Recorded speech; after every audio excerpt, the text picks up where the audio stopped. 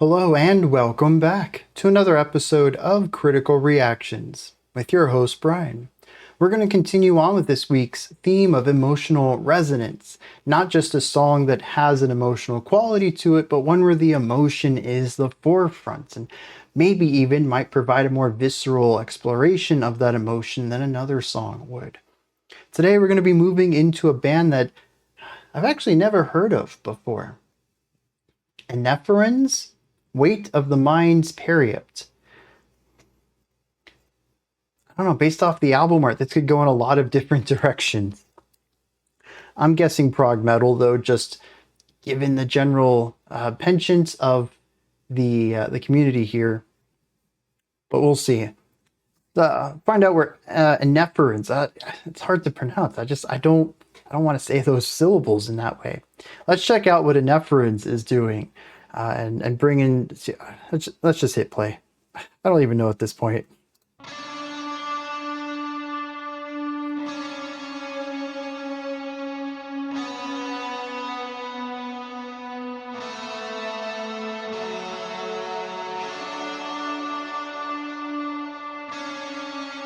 A lot of reverb. Very isolating.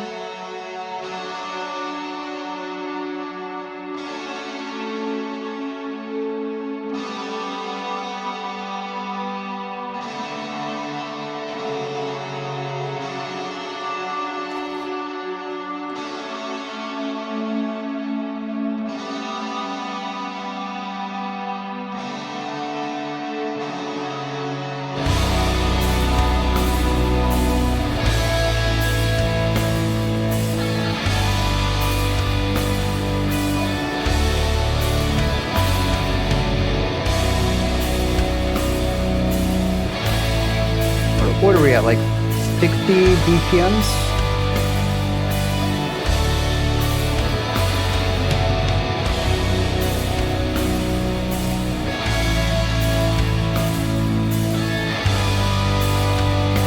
So about 79 if this is our beat.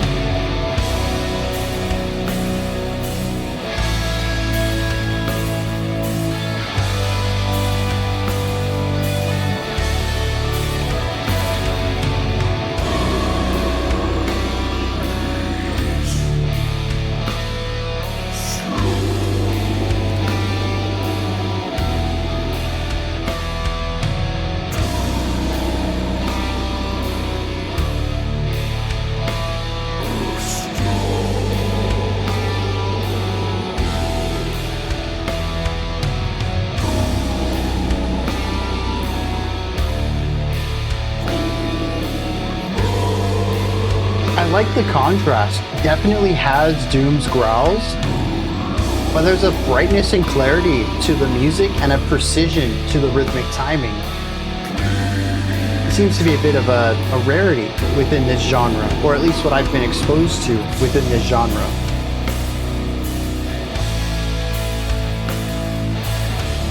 And those hopeful chord progressions too, there is certainly a weight, a dreariness, a reservation in the song, but there is hope.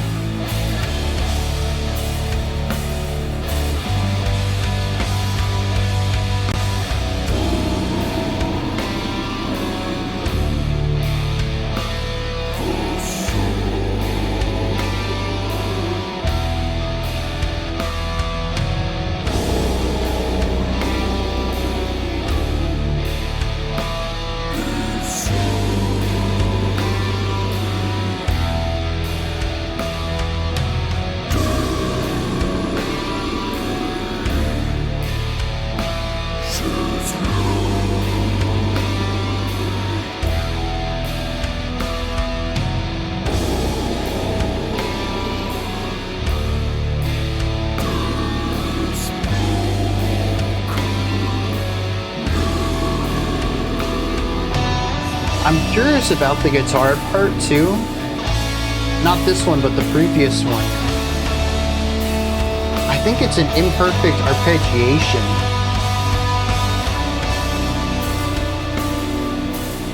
But I can't get a read on what specifically the rising and falling pattern is.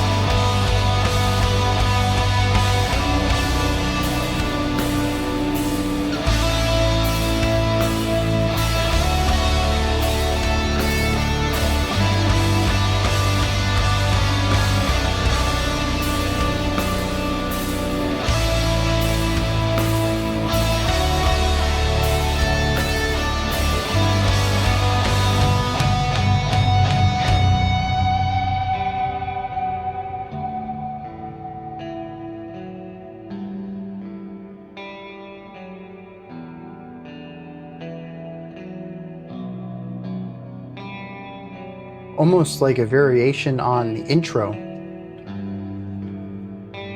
The isolation of the guitars. That bass, just grumbling at the bottom of this.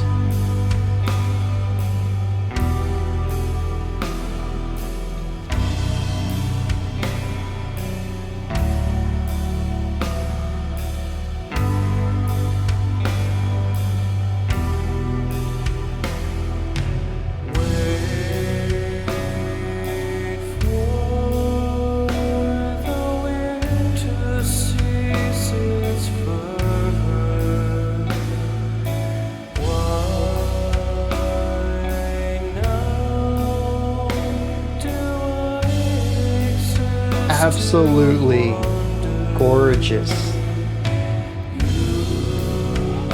And harmonies.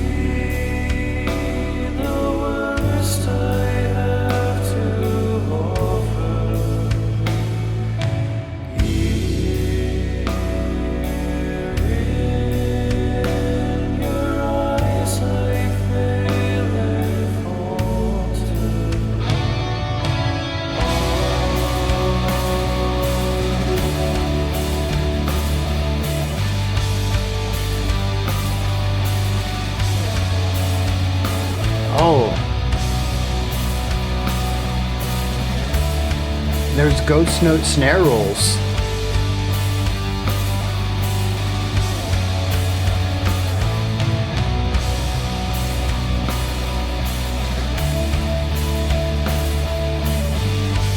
Yeah.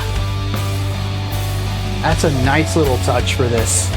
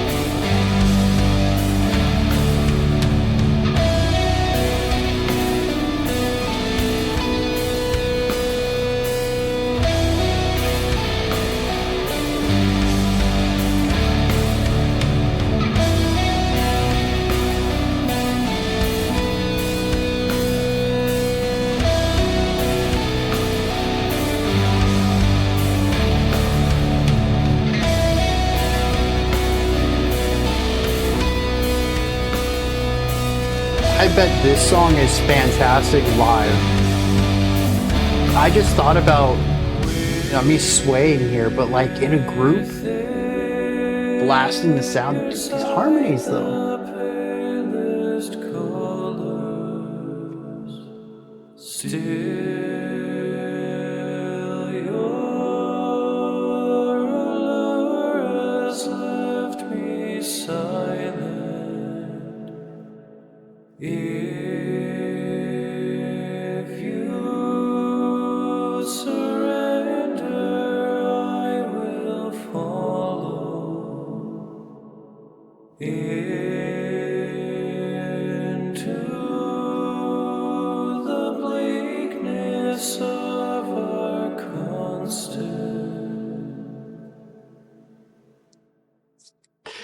Yeah, dude. I dug that.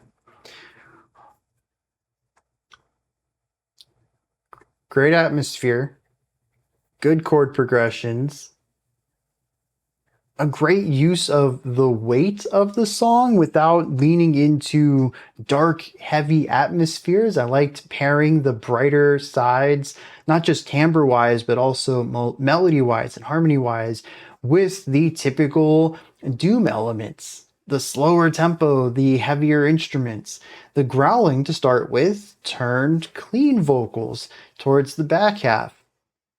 This is a very interesting side of doom metal that I have just never heard before. And I'm kind of curious why. Y'all been holding out on me. This is definitely a side of doom metal that I could get into. It's not totally perfect. It still falters subjectively in the same area that I tend to have friction with doom metal, which is pacing. This there's just not 9 minutes worth of music here. I really love many of the individual sections to this track, but gee golly, man, sometimes they go on for way too long, yeah? And yeah, I think raw beauty, gorgeous tones, beautiful production really can only take you so far if the music itself hits a point of repetition. And that point where it's too repetitive is going to be different for everyone. That's why I say this is a subjective thing. And it really is my only negative. I think if this track were 6 minutes long, you just shave off 33% of it. I really think I would have enjoyed it a lot more. And I still think even at 6 minutes, it could have felt very journey-like. The length still could have been felt. Although I do appreciate that it would be a very different experience. I mean, cutting 33% of the length is definitely going to change the way it feels for most people. So I'm not saying it would improve it, but I do think I would have enjoyed it more consistently. Now, with that being my only gripe, let's look at all of the positives going on here. We start off with a phenomenally kind of stereotypical doom opening. Single guitar, pan to a single side, feeling lopsided, but also isolated. Tons of reverb. It feels like this instrument is calling out for companionship, for connection to people, for anything. And we do get it. The left guitar comes in, and we have this really nice duet between the two. Now, granted, what they're playing is 90% similar, but they do start and stop at different times, and there are different notes being played. We have a nice harmonic structure going on here. This, I think, is a really good showcasing of the rhythmic timing that I really appreciate in this. And I guess before we go further into the composition, I want to touch on this whole production side. A lot of doom metal can feel overly raw. Even the more produced doom metal can still have a feeling of being, I mean, it's just a thing of doom metal. It's the slow tempo. It is the massive guitar sounds. It's the massive amount of reverb and decay on these instruments to just make them sound enormous. I mean, we're taking a couple of instruments and trying to make something that sounds, mammoth-like out of it, just completely massive. And so you're going to need a lot of effects. You're going to need a lot of production on these instruments. And that usually lends itself to feeling raw. A lot of compression, a lot of distortion, a lot of crackling, a lot of white noise. We don't really get that too much in here. And I wish I was more educated on the production side of things to even take a guess as to why these instruments sure are still distorted. They're still massive, but they feel more contained. Like the sound isn't escaping away from the instrument. It's locked into where the instrument needs to be. It has, again, a lack of rawness to it, more control. But the other thing is that Doom's tempo typically makes it kind of difficult to play with. And I will even say this from my own experience. Once you kind of get below, granted, this was at almost 80 BPMs, which is pretty normal. That's like, you can't get much more middle than 80.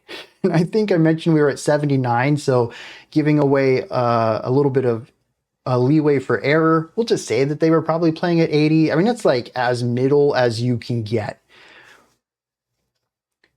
But really getting below like 60, I mean, we've listened to some funeral doom that's in 34 BPM, 41 BPM. I mean, this stuff is really difficult to play accurately unless you have a metronome, something really heavily subdividing too, where maybe you're going to hear 4 clicks per beat because the beats are so far apart from each other time-wise.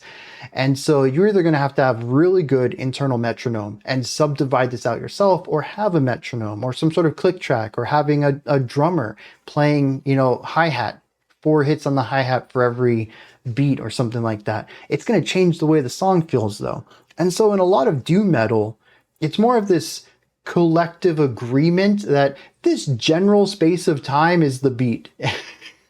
You'll hear a guitar come in, then maybe the snare hit, and then maybe the other guitar, and the vocalist will come in somewhere in the middle of all 3 of those. And it's like, this was the beat, this area around here. And it's not really locked in. This band is locked in. And granted, 80 BPM, pretty, middle of the road, lots of music's written at 80. It's not as difficult to keep time as 30, 40, 50. But it's still a slow track. You're still having to keep track of these subdivisions. There's still a lot of space between the beats. And I'm going to assume they used a click track or a metronome during the recording process to lock all this stuff in. And again, it's just not something you see too often. This is a song that, at least from my perspective, they wanted to take the doom formula and kind of put it in a more, I guess, poppy-ish production direction. Not that they went overproduced, but they went for a type of rigidity to the sound, containing the guitars and all of their effects, and pulling them into where they need to be, not allowing them to roam all over the sound, making sure everyone's in on time on every beat, and having that rigidity to it. The clean element of the production. You can clearly hear where every instrument is, when the notes start, when they stop. I think the least clear element are the growls, and honestly, they're still very clear themselves. I can't make out the words, but I can hear where they start, where they end. I can hear parts of the natural compression and the textures of it. It's not just this vague rumbling at the bottom of the song. I can hear that this is something a human's producing. I can hear the air and the breathiness of it. These are just not qualities you typically hear in doom metal. And so, kind of coming from the idea of taking doom metal and kind of pulling it out of that rawness and putting it into a different realm. Production-wise, we can also see that in the composition too. Like I mentioned earlier, really bringing a different side to doom metal. So I just wanted to point all that out because this is very fresh for me. I don't think I've heard anything like this. We've definitely heard doom with cleans. We've heard doom with, rigid timing. We've heard doom with good production, but I don't think we've heard doom with all of that together at the same time and pushing towards this sort of brightness and positivity in the music. So this is a unique sound for me, and I really enjoy that. Getting back to the composition though, we have the intro with the 2 guitars. They come in 2 massive sounds, the drums come in, the bass comes in, and we get the growls. I like this section. We have this cool arpeggiating thing. We're going up and down chords. When we come down the chord, we go to another chord. We go up, we come down, we go to another chord. So we have some melodic movement. The pitch is changing across the bar, but it's primarily harmonic. It's chord shaping, telling us what the chord is without just strumming the whole chord at the same time. It's primarily there to give us our emotional component while presenting a bit of direction and momentum. The song is always pushing forward. You don't just strum out a chord and let it ring out for half of a minute. You're making sure that every beat you have new movement to it. This is clear, well heard, well played, nice harmonies. There is weight to the sound of these guitars, but harmonically there's a lot of positivity in it. And then you just have these growls. And these things are low. These are like massive, wide, guttural sounds. I can't make out syllables. I can make out that it's a human making it. I can hear the breathiness of it. I can hear when, I don't know, like different mouth sounds, ums and ahs, like vowel shapes, I guess. But I can't make out words. It's not that clear. It just sounds like this low grumbling. This is pretty typical. In fact, I think this is the most typical doom metal thing on this track, is just me not being able to hear the vocals. And for a long time, this was the song. You know, we did have chords and we came back to the rising and falling idea. We had the growls, we had a guitar melody, but it was just this. It was good. It was good. Don't get me wrong. But I really thought that was going to be the whole song. I'm like, 9 minutes? Okay. I got it. The song has no more surprises for me. We're halfway done. I know what the song's about. Boy, was I wrong. Dude, once those cleans came in, I melted. They are gorgeous. Absolutely clear delivery, clear placement. Once again, the production is just pristine on this. It has enough grit to have that energy where it doesn't feel overproduced, but it is exceptionally clear. Not clinical, not super clean. It has a little bit of grit, but it's clear. You can just, everything is audible. And the voice just sounds so good. This dude, I don't know why he ever growls. Now, granted, you know, I'm biased against growls, so that's definitely going to color my opinion here. But every time we had clean vocals, it just completely elevated this track in a way that the growls de-elevated. Whatever the opposite of elevation is. The growls actively hurt the beginning of the song for me, and the cleans made me really enjoy this song. And the thing is, too, is what's played underneath it, really not that different. The song is very similar from start to finish. We kind of have two modes as far as foundations go. We have we have the growls, we have the guitar melody on top of it. We do enter into some different ideas around the midpoint of the song. We do some variations on some other ideas from the beginning, bringing back the intro, but with tighter guitars rather than those really wide, fat sounds. And we bring back the, what I think is, it's still like kind of arpeggio, the rising and falling idea on the guitars, but we bring that back with different chord progressions. So we find ways to kind of tie the first half and second half together while exploring new ground. I really like how all of this works together. There's a lot of similarities between the first and second half, though. The big difference is the vocals. They're just so resonant, so pronounced, beautiful delivery, very wide, greatly supported with air, nice projection to it. We got the harmonies that come in around it. It is just absolutely beautiful. A word I don't use too often in doom metal is elegant, but honestly, these vocals, they deserve it. That's a really good description of them. And I love how we go through a couple more variations of the drum and guitar work, and then we wrap the song up with a cappella. Just the vocals, like a clean minute of that. And this just really solidified my love for this vocalist. Just absolutely beautiful, wonderful ideas. And it makes me go back to the beginning of the song. I think about the vocals. I'm just like, why is there a growl? I really hope the vocals kind of lean into this a little bit. Maybe there's perspective shifting and that the different vocal types help, I don't know, sell different two sides of the same coin or two perspectives on an opinion or something like that. Because from a musical standpoint, those growls just did nothing for me. Impressive growls. I don't want to say that the skill put into them isn't impressive. It's just, dang, dude, when you can sing like that.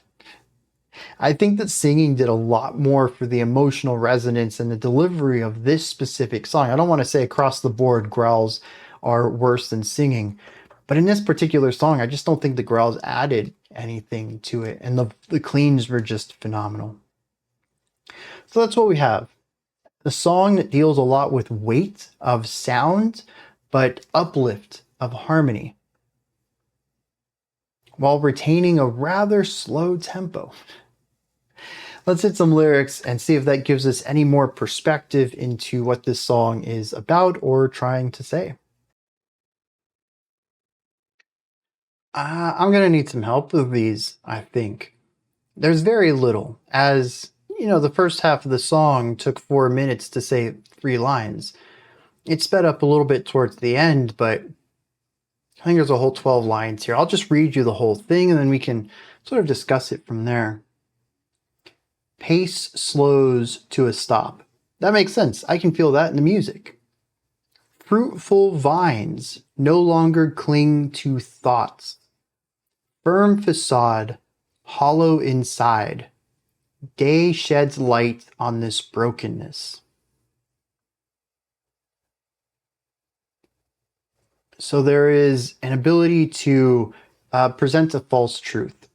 That's the firm facade. And it's a well done false truth too. No one sees through it. It doesn't crack. There's no showcasing that this isn't the truth. He says, but despite what I show on the outside, I'm hollow inside. He says, but day sheds light on this brokenness. It doesn't seem like it's too firm if light can show how broken it is. That's the last we hear of the harsh vocals, I believe. It says, wait for the wind to cease its fervor. Why now do I exist to wonder? You see the worst I have to offer. Here in your eyes I fail and falter on. Within your sight the palest colors, still your allure has left me silent. So maybe he's speaking to someone, maybe he's speaking to the personification of something. But he says that when you see me, all you see is failure. But despite that, despite how pale my colors are, despite how small I must appear to you, how insignificant, I still feel an attachment to you, and it makes me silent. That's how strong this connection is. He wraps up saying, if you surrender, I will follow into the bleakness of our constant.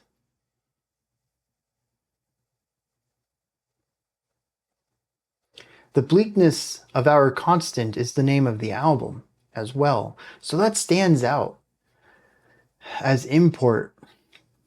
But I don't know. There's definitely something about this relationship between these two entities, the narrator and whoever he's speaking to. But aside from just feeling broken and hollow and insignificant against other people or maybe larger, vaster ideas, is there anything else to this? I don't know. Maybe that's all they're supposed to be. I don't understand the penultimate line though. If you surrender, I will follow. Surrender what? I don't know. Like I said, I'm going to need some help with this one. This is where y'all come in. Let me know if you enjoyed this, if there's anything that stood out to you, if there's something you'd like to correct me on, maybe I misspoke on, but also if you have a different perspective or take on this, please put any of that and any other thoughts you might have down into the comment section. Above that, in the description box, you'll find a link to Linktree. It takes you here. You can find links to my music, ways to support the channel, a link to the Discord server, and so much more. Above that, if you could, like, subscribe, and ring the bell. I greatly appreciate all three of those. All right, that wraps it up for this one. I'll be back tomorrow, though, 5 p.m. Eastern Standard Time, 9 p.m. UTC, as usual. Until next time, remember to be critical, not cynical, of the music you listen to, and have a fantastic morning, afternoon, or evening, whenever you choose to watch my videos.